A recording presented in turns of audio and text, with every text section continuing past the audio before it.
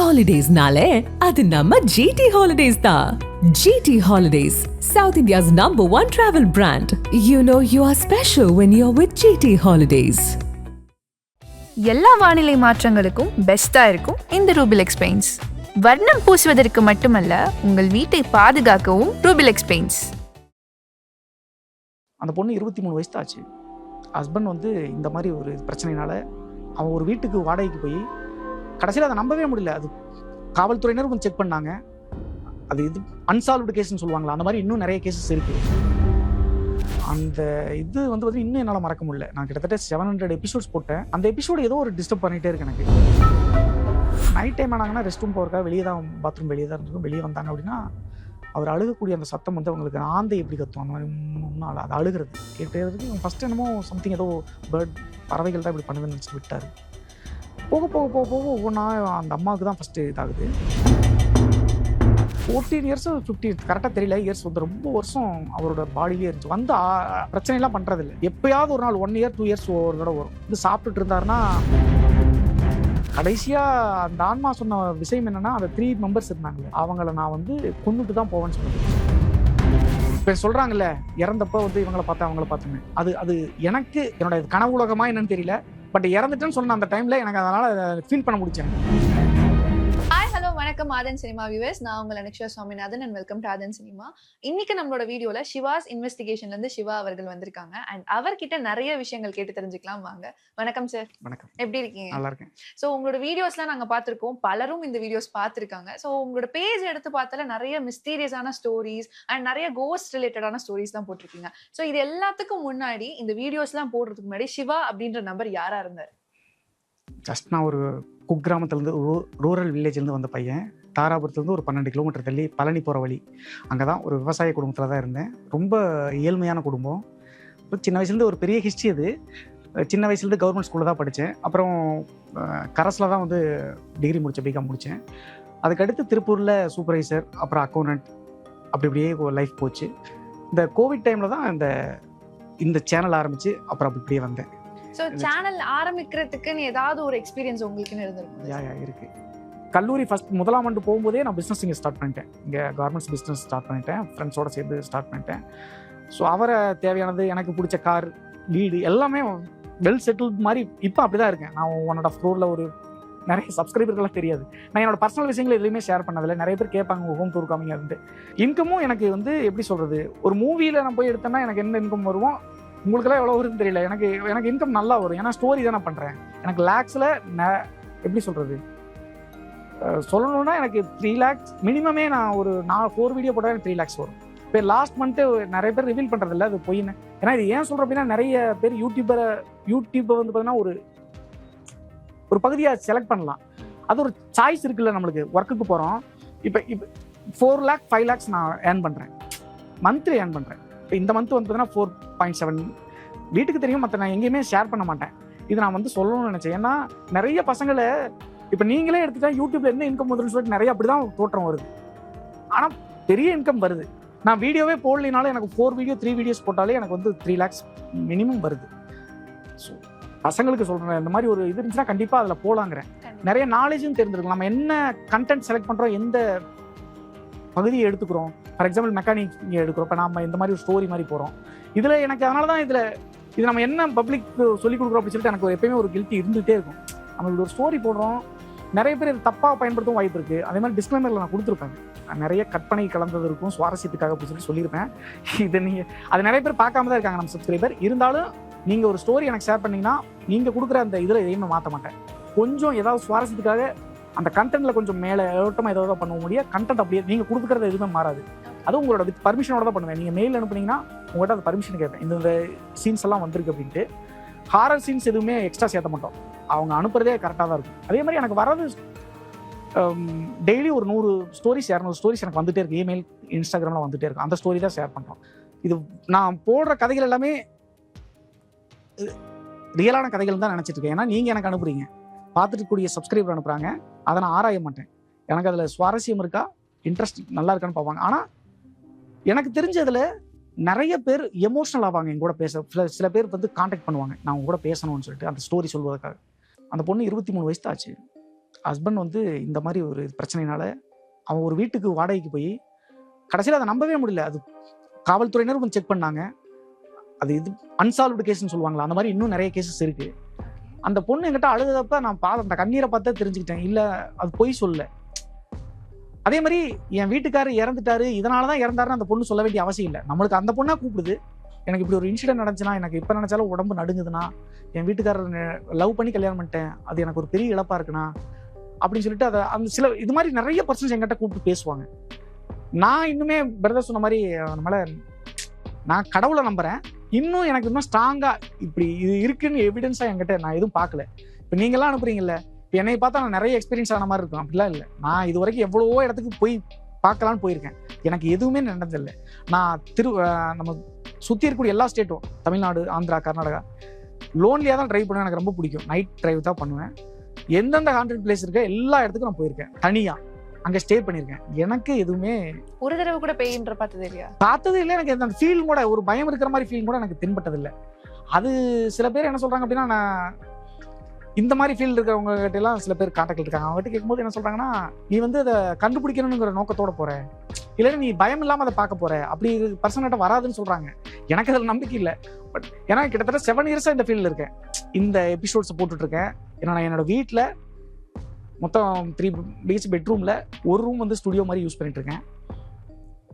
அந்த அது உள்ளவே அங்கே பார்த்தீங்கன்னா சாவு, விபத்து, பாட கட்டுறது, இடுகாடு, சுடுகாடு, இந்த வார்த்தைகளே தான் அந்த ரூம்ல போயிட்டே இருக்கும். இப்போ இவங்க எல்லாம் சொல்றாங்க, நிறைய பேர் இந்த இதன் மேல நம்பிக்கை இருக்கக்கூடிய அர்ச்சகர்கள், பூசாரிகளே என்ன சொல்லுவாங்கன்னா, ஒரு வீட்டில் அதை பத்தி பேசக்கூடாதும்பாங்க.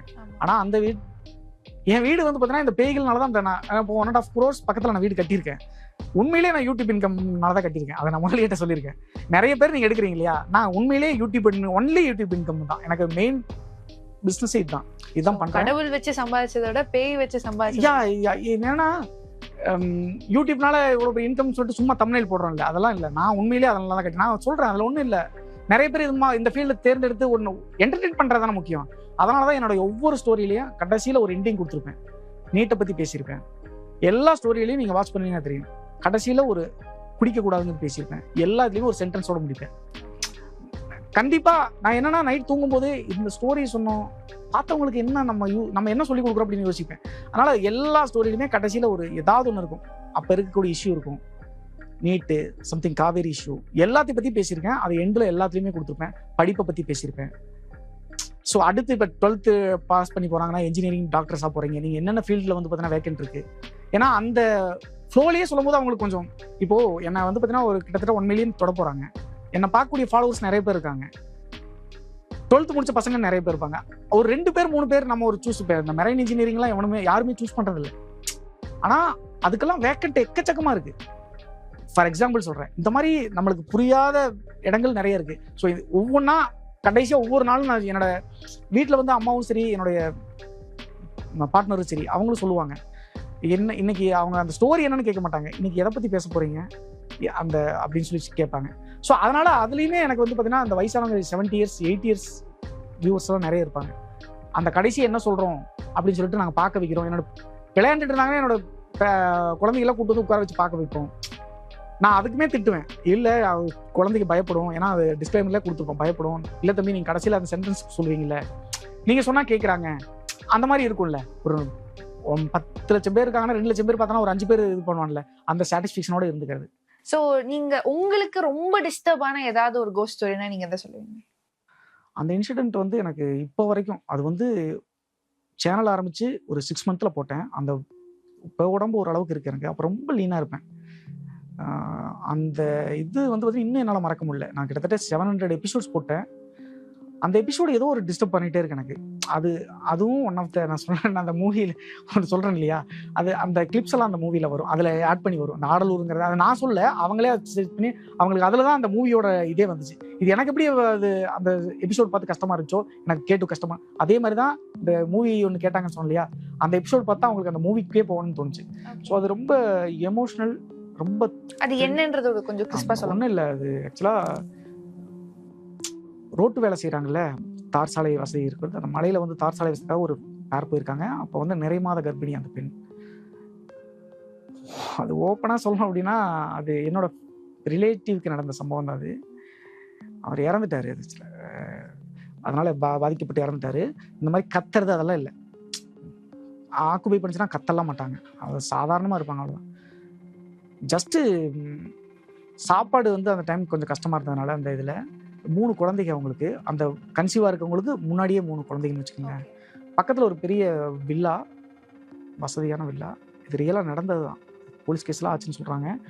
இந்த வாழைத்தார் இருக்கும் இல்லையா, அவங்க வந்து ஆக்சுவலாக அங்கே கிடையாது. அவங்க அந்த வில்லாவில் அவங்க இல்லை, அவங்க கெஸ்ட் ஹவுஸ் அங்கே போனாங்கன்னா யூஸ் பண்ணிக்கிறதுக்காக இருந்துச்சுக்கோங்க. அந்த வாழைத்தாரை எடுத்து அந்த குழந்தைகளுக்காக கொடுக்க அந்த குடும்ப தலைவன் போய் இறங்கி எடுத்திருக்காரு. கிணறு பக்கத்தில் இருந்தது. அவங்க ரொம்ப ஹைஃபை வாழ்க்கை வாழ்கிறவங்க, இப்படி ஃபாரினில் இருக்கிறவங்க. குடிக்கிறதுக்காக வந்திருக்காங்க 3 பேர். அந்த வில்லாவில் வந்து தங்கியிருக்காங்க, அந்த வில்லாவுக்கு ஓனரோட சேர்த்து. குடியில் என்ன பண்ணுறேன்னு தெரியாமல் அவங்கள ரொம்ப இதாக நினச்சி சும்மா விளையாடுத்தனமாக கயிறெல்லாம் எடுத்து கட்டி கெஞ்சிருக்காங்க. நான் தெரியாமல் தான் எடுத்து சாப்பாடு பசிக்கிறாங்க. போதையில் என்ன பண்ணுறது தெரியாமல் எடுத்து கயிறை கட்டி விளையாட்டுத்தனமாக கிணத்துக்குள்ளே போட்டு கொண்டுட்டாங்க. அவங்க போதையில் அவங்க என்ன பண்ணுறதுன்னு தெரியாமல், அந்த சைக்காலஜி இஷ்யூ மாதிரி. அது வந்து அது ரியல் தான். அது அப்போ இது 80s 70s டைம் நினைக்கிறது. அந்த அந்த அவங்களோட பேரம்பேத்தியெல்லாம் இருக்காங்க இன்னும். அந்த ஊர்லேயே தெரியும், கேட்டால் தெரியும். அந்த கமெண்ட்ஸ்லேயே நிறைய பேர் போட்டிருப்பாங்க, ஆமாம் இது நடந்துச்சு எங்கள் இன்சிடென்ட்டில் விட்டு. யாராவது அவங்க வந்து வேணும்னே பண்ணாங்களேன்னு தெரியல, போதை பயங்கரமாக உச்சியில் இருந்துக்கிறதுனால இவங்கெல்லாம் சில பேர் அப்படி தானே, ஃபினான்ஷியல் லெவலில் ஒன்றும் இல்லை, ரோட்டோரத்தில் இருக்கவங்கன்னா நம்ம சீப்பாக நினைக்கிறாங்க இல்லையா, அவங்களும் மனுஷங்க தான் நினைக்கிறது இல்லை. அவன் என்ன பண்ணிடுவான், அவனை தூக்கி அந்த மாதிரி தூக்கி விளையாடுறமா கயிறை கட்டி வாயில் அதை போட்டு கிணத்துக்குள்ளே. கிணறு வந்து பயங்கர ஆழம். இல்லை இறந்து இவங்க எஸ் ஆகிட்டாங்க. அப்புறம் அதுக்கு பின்னாடி மீட் எடுத்திருக்காங்க. இப்போ இவங்க போனாங்க இல்லையா, இதுக்கு அடுத்து ஒரு பேர் போகிறாங்க. அந்த அவங்க குடிசை போட்டு தங்கியிருந்த பக்கத்துலேயே அது எல்லாமே வந்து ஃபாரஸ்ட் மாதிரி தான் இருக்கும், ஃபுல்லி ஃபாரஸ்ட் தான். வீடுகள்லாம் தனித்தனியாக தான் இருக்கும். அந்த வீட்டை வந்து பார்த்தீங்கன்னா போய் தங்கியிருக்காங்க. அந்த வேலை செய்கிறவங்க நெடுஞ்சாலைத்துறை மாதிரி இருக்கக்கூடிய ஒரு கான்ட்ராக்டர் வந்து ஒதுக்கி கொடுத்துருக்காரு. பக்கத்தில் தான் அவங்க தங்கியிருந்த, அவங்க இறந்து போன குடிசை இருந்திருக்கு. பக்கத்தில் தான் அந்த இவங்க தங்கியிருந்த அந்த குடிசை இருந்திருக்கு. நைட் டைம் ஆனாங்கன்னா ரெஸ்ட் ரூம் போகிறக்கா வெளியே தான், பாத்ரூம் வெளியே தான் இருந்திருக்கும். வெளியே வந்தாங்க அப்படின்னா அவர் அழுகக்கூடிய அந்த சத்தம் வந்து அவங்களுக்கு ஆந்தை எப்படி கத்தும் அந்த மாதிரி முன்னால் அது அழுகிறது கேட்டதுக்கு இவங்க ஃபஸ்ட்டு என்னமோ சம்திங் ஏதோ பறவைகள் தான் இப்படி பண்ணுதுன்னு நினச்சிட்டு விட்டார். போக போக போக போக ஒவ்வொன்றா அந்த அம்மாவுக்கு தான் ஃபஸ்ட்டு இதாகுது. நைட் ஆனால் கரெக்டாக டோர் கதவை வந்து தட்டிட்டு அழுதுட்டு சாப்பாடு கேட்குற மாதிரி. அது வந்து எப்படி கேட்குறேன்னா நம்ம பேசுகிற மாதிரிலாம் பேசாது, நம்ம புரிஞ்சுக்கிற மாதிரி இருக்கும். அது ஒரு வேலை கன்வே பண்ணுன்னு சொல்கிறாங்க, அது எப்படின்னு தெரியல. அந்த ஹஸ்பண்டுக்கு வந்து நம்பவே இல்லை. டெய்லி ஒர்க் போயிட்டு வந்தாருன்னா இவங்க வீட்டில் தான் இருப்பாங்க. இப்படி நடக்குது எனக்கு பயமாக இருக்குன்னா, உளராதீங்க என்ன அப்படிலாம் இருக்குது அப்படின்னு சொல்லிட்டு ஒரு நாள் அவங்களை எழுப்பி விட்டாங்க. இந்த கதவு பக்கத்தில் வந்து உட்காந்துட்டு தட்டி எழுப்பிட்டாங்க. அவர் வந்து கொஞ்சம் பயந்த சோகம் எந்திரிச்சு உட்காந்துட்டாரு. உட்காந்துட்டு அந்த சத்தம் கேட்குதான்னு கேட்குறாங்க. ஆமான்னு சொல்லிட்டு அப்படியே வந்தவர் தான் அப்படியே ஒன்றுமே பேசாமல் படுத்துட்டாரு. அப்பயே அவரை ப்ரொசஸ் பண்ணிருச்சாருன்னு தெரியல. கரெக்டாக ஒரு 1 month கழிச்சு போதும் நம்ம கிளம்பி ஊருக்கு போயிடலாம்னு சொல்லிட்டு பேசுகிறாங்க. அன்னைக்கு நைட் என்ன பண்ணிட்டாங்க அப்படின்னா, ரொம்ப அந்த சீன்ஸ் அதில் பார்த்தா தெரியும். டோர் பக்கத்தில் வந்து பார்த்தீங்கன்னா அது போகிறது இவங்க போயிடுவாங்கன்னு சொல்லிட்டு நினச்சிட்டு, அதுக்கு அதன் காரணம் என்ன அப்படின்னா, இவர் இறந்து கிட்டத்தட்ட ஒரு 1 year 2 year கழிச்சு அந்த குழந்தைக்கு அது பிஞ்சு குழந்தைங்க அவர் இறக்கும்போது கொஞ்சம் கொஞ்சம் பெருசாக அது அங்கே தான் இருந்திருக்கு. அந்த குழந்தைக்கு அப்பப்போ வந்தாங்கன்னா அந்த லேடி இருக்காங்க இல்லையா, சாப்பாடு ஃப்ரூட்ஸ் வீட்டில் இருக்கலாம் கொடுப்பாங்க. நான் உங்களை நல்லா பார்த்துக்குவேன். அந்த அம்மா வந்து இந்த டீட்டெயிலாக சொல்லல, இப்படி என் குழந்தைய கஷ்டப்படணும் நாங்கள் இருக்கிற வரைக்கும் உன்னை நல்லா பார்த்துக்குவோம் அப்படின்னு சொல்லியிருக்காங்க. அந்த ஆன்மா என்ன நினச்சிருச்சு அப்படின்னா, இவங்க போயிட்டாங்க அப்படின்னா நம்ம குழந்தைகளுக்கு இப்போ கிடைக்கிறது கூட கிடைக்காதுன்னு நினச்சிருச்சோ. அப்படி அவங்கள ஸ்டாப் பண்ணி அவங்கள தொந்தரவு பண்ணுங்கிற ஐடியா இல்லை, ஸ்டாப் பண்ணி பார்த்துருக்கு. கடைசி என்ன ஆகுதுன்னா, இவங்க கொஞ்சம் போல்டான பர்சன், இந்த லேடி அவங்க கொஞ்சம் வீக்காக இருந்தனால அப்படி அந்த மாதிரி ப்ரொசஸ் ஆகி தெரியவே இல்லை. கிட்டத்தட்ட 14 years 15 கரெக்டாக தெரியல இயர்ஸ் வந்து ரொம்ப வருஷம் அவரோட பாடியிலே இருந்துச்சு. வந்து பிரச்சனைலாம் பண்ணுறதில்ல. எப்போயாவது ஒரு நாள் 1 year 2 years ஒரு தடவை வரும். வந்து சாப்பிட்டுட்டு இருந்தாருன்னா சைக்காட்டிஸ்ட் ட்ரீட்மெண்ட்லாம் பண்ணி பார்த்தாங்க, ஒன்றும் செட் ஆகலை. அது ஆக்சுவலாக அது இல்லை. அவர் நல்லா எப்படி சொல்கிறது, இந்த கலகலன்னு பேசுகிற ஆள் கிடையாது, யாரையும் தப்பு புரணி பேசுறது எதுவுமே பண்ண மாட்டார், டீசெண்டான ஆள்னு வச்சுங்களேன். அவர் இப்படி பண்ணுறாருன்னு சொன்னால் நம்பவே முடியாது. ரொம்ப அப்பாவியான பர்சன் அவர். அவருக்கு அந்த மாதிரி குடும்ப பிரச்சனை இருக்குதா, ஏதாவது ஃபினான்ஷியல் எதுவுமே இல்லை, ஹாப்பி ஃபேமிலி அவருக்கு. சாப்பிட்டுட்டு இருக்கும்போது திடீர்னு அவருக்கே அந்த டைம் வரும்போது இவருக்கு வந்து ஸ்டொமக் பெயின் ஆகும். அது அவருக்கு தெரிஞ்சு வச்சுக்கிட்டு அந்த இதாகுதுன்னா அவருக்கு ஸ்டொமக்கு வந்து வயிற்று வலி வரும். கரெக்டாக அந்த டைம் என்ன பண்ணுவார்னா, எந்திரிச்சு போங்கன்னு சொல்லுவார். அந்த டைம் எந்திரிச்சு போகணுமாம்மா, அவங்க ஒய்ஃப் எல்லாம் எந்திரிச்சு போக சொல்லுவார். ஒன்றும் பண்ண மாட்டார், பேசாமல் படுத்துட்டு கண்ணெல்லாம் ஆட்டோமேட்டிக்காக சிவக்க ஆரம்பிக்கும்.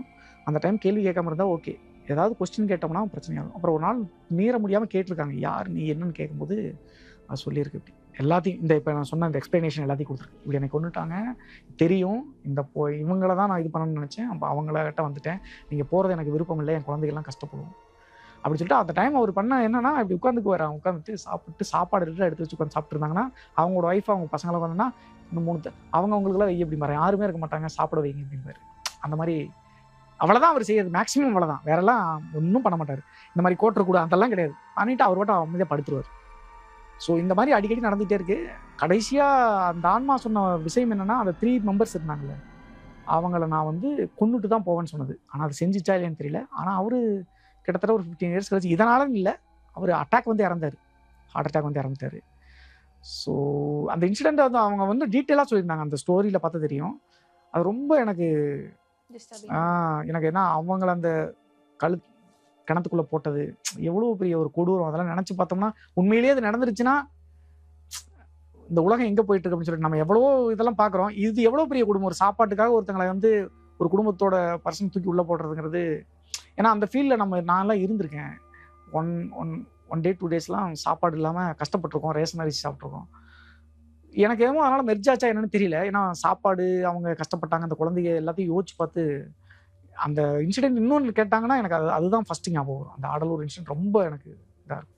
ஸோ பேய் அப்படின்ற ஒரு விஷயம் சொன்னாலே ரொம்ப கொடுமையாக இறந்து போனவங்க மட்டும் தான் பேயா வருவாங்களா? இல்லை, அப்படி கொடுமையாக இறந்து போகிறவங்க அப்படின்னா விபத்து ஆக்சிடென்ட் அந்த மாதிரி இறந்தவங்க தான். அது வந்து அது அப்படிதான் ஐதீகம், இந்த ஐதீகம் அதுதான் சொல்லுது. நான் தான் சொல்கிறேன், முழுமையாக அதை நம்பலை. நான் அவங்க என்ன சொல்கிறாங்க அப்படின்னா, சில ஆசைகள் இருக்கும் இல்லையா. இப்போ நான் இருக்கேன், என் டாக்டர்ஸ் எல்லாம் நல்லா கொண்டு போகணும், நல்லா வளர்க்கணும், என்ன பண்ணாலும் பரவாயில்ல, எஜுகேஷன் நல்லா கொடுக்கணும், அந்த மாதிரி எனக்கு ஒரு ஆசைகள் இருக்கும்ல. அந்த மாதிரி கூடிய நபர்களுக்கு அப்படி இருக்குன்னு சொல்லிட்டு நம்புறாங்க. நான் கருட புராணம் வந்து பார்த்தீங்கன்னா பழைய எபிசோட்ஸ் எல்லாமே கருட புராணம் ஃபுல்லாக படிச்சிருக்கேன். இந்து மதத்தை நம்புறவங்க, கடவுள் நம்புறவங்க கருட புராணம் எழுதுனது விஷ்ணு பகவான் சொல்றாங்க. அது எழுதுனதே கருடன் பகவானுக்காக விஷ்ணு எழுதுனது தான். அதுல என்ன இருக்கும் அப்படின்னா ஆஃப்டர் டெத்துக்கு அப்புறம் என்ன நடக்கும், அப்படி ஒரு உலகம் இருக்கா இல்லையானா அந்த கருட புராணத்துல இருக்கு. நம்ம எப்படி பகவத்கீதை அவங்களுக்கு இஸ்லாமுக்கு வந்து பார்த்தீங்கன்னா குரான், இவங்களுக்கு பைபிள், நான் ஹிந்துக்களுக்கு வந்து பார்த்தீங்கன்னா பகவத்கீதையோ, அந்த மாதிரி கருட புராணமும் பகவத்கீதைக்கு ஈக்குவல் தான். அதை எல்லாரும் வந்து எடுக்கக்கூடாதுன்னு சொல்லிட்டு ஒரு நம்பி இருக்கு. நம்மளே எடுக்கிறோம், நான் வச்சிருக்கேன் பகவத்கீதை. பட் நான் என்னன்னா குளிச்சுட்டு சாமி ரூம் முன்னாடி உட்கார்ந்து தான் அதை படிக்கணும் எடுக்கணும்னு ஒரு சொல்லுவாங்க. ஸோ கருட புராணம் அந்த அளவுக்கு ஈக்குவல்னு சொல்ல வரேன், பகவத்கீதைக்கு ஈக்குவல்னு சொல்ல வரேன். ஸோ அதில் வந்து பார்த்தீங்கன்னா அதில் அவ்வளோ டீட்டெயில்ஸ் இருக்கும். ஆஃப்டர் டெத் யாராவது அப்படி தெரிஞ்சுக்கணும் அப்படின்னா, சில பேர் என்ன சொல்லுவாங்கன்னா, அம்மா அப்பா இல்லாதவங்க தான் கருட புராணம் படிக்கணும்னு சொல்லுவாங்க. அதெல்லாம் இல்லை. எனக்கு நான் அம்மா இருக்காங்க அப்படிலாம் இல்லை, படிக்கலாம். அது பிடிச்சிருந்துச்சுன்னா படிக்கலாம். அதில் வந்து நம்ம நம்ப முடியாத விஷயங்கள்லாம் நிறைய இருக்கும். இப்படிலாம் ஒன்று இருக்குமா அப்படின்ட்டு. சில விஷயங்கள் வந்து பார்த்தீங்கன்னா 1,00,000 கரெக்டாக எனக்கு தெரியல, கவுண்டி தெரியல, இந்த உலகத்தில் எத்தனை ஆயிரம் உயிர்கள் இருக்கு அப்படின்னு சொல்லிட்டு கருட புராணம் எழுதுனது கிட்டத்தட்ட இத்தனை ஆயிரம் வருடங்களுக்கு முன்னாடி எழுதுனா சயின்ஸே இல்லை. ஆனால் அதில் இத்தனை லட்சம் உயிர்கள் இதுதான் இருக்கு அப்படின்னு சொல்லிட்டு அந்த கவுண்டிங் எழுதியிருக்கு, அந்த கருட புராணத்தில் இருக்கு. இப்போ அது எனக்கு கரெக்டாக அக்யூரேட்டாக தெரியல, எனக்கு மறந்துருச்சு. 1,00,000 சம்திங் இப்படி இப்போ தாவர உயிரினங்கள்ல இப்படின்னு சொல்லிட்டு அந்த கருட புராணத்தில் இத்தனை உயிர்களுக்கு அப்படின்னு சொல்லிட்டு போட்டிருக்கும். ஸோ அது நம்பர்லாம் நம்பலாம். அது வந்து சயின்ஸுக்கு ரிலேட்டடாக போகுது, கொஞ்சம் தான் கவுண்டிங் மிஸ் ஆகுதுன்னு வச்சுக்கோங்களேன். ஸோ அப்போ அந்த சயின்ஸ் எல்லாம் இல்லாதப்பயே அவங்க அக்யூரேட்டாக எழுதியிருக்காங்க. ஆஃப்டர் டெத், மரணத்துக்கு அப்புறம் இந்த ஆன்மா என்ன ஆகும், என்ன பண்ணும், ஏன் திதி கொடுக்குறாங்க, ஏன் பிண்டம் கொடுக்குறாங்க, எல்லாத்துக்குமே அந்த டீட்டெயில் அதில் இருக்கு. இப்போ ஒரு ட்ரெண்டிங்கா சொல்லுவாங்கல்ல, இறந்ததுக்கு அப்புறம் இந்த 7 minutes வந்து நம்ம வாழ்க்கையில நடந்தது எல்லாமே ஒரு மனுஷனுக்கு வந்து ரீகேப் மாதிரி வரும்னு சொல்லிட்டு நிறைய ரீல்ஸ்ல பாத்துருந்தேன். சோ இந்த 7 minutesன்றது உண்மையா? ஸ்ட்ரக்சர் போட்டாங்க, ஸ்ட்ரக்சர் போட்டு முடிஞ்சிருச்சு, நீங்க எடுத்துட்டு போயிட்டாங்க. என்ன எடுத்துட்டு போயிட்டாங்க. கோமால கிட்டத்தட்ட 27 days இருந்திருக்கேன், முடியல, ட்ரை பண்ணி பார்த்துட்டு முடிஞ்சிருச்சுன்னு எடுத்துட்டு போங்கன்னு சொல்லிட்டாங்க. எல்லாம் அழுதுட்டு ஆம்புலன்ஸ் கொண்டு வந்துட்டாங்க. இந்த கட்டை விரல் இருக்குல்ல, அதை மட்டும் இப்படி ஆட்டியிருக்கேன்.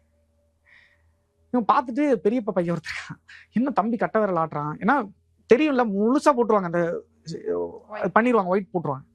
இந்த கட்டை விரல் ஆட்டின உடனே டாக்டர் கிட்ட போய் இன்னும் கட்டை விரல் ஆட்டுறேன், இறந்துட்டான்னு சொல்றீங்க அப்படின்னு சொல்லியிருக்காங்க. இல்லை, பல்ஸ் வந்து ஃபுல்லாக டவுன் ஆயிடுச்சு, நீங்கள் வீட்டுக்கு போகிறதுக்கு கிட்டத்தட்ட 3/4 மணி நேரம் 1 hour ஆயிரும், இறந்துருவாங்க, கன்ஃபார்ம் ஒன்றுமே பண்ண முடியாதுன்னு சொல்லிட்டாங்க. இறந்துட்டாங்கன்னு சொன்னாங்க இல்லையா அந்த ஸ்ட்ரக்சரில்.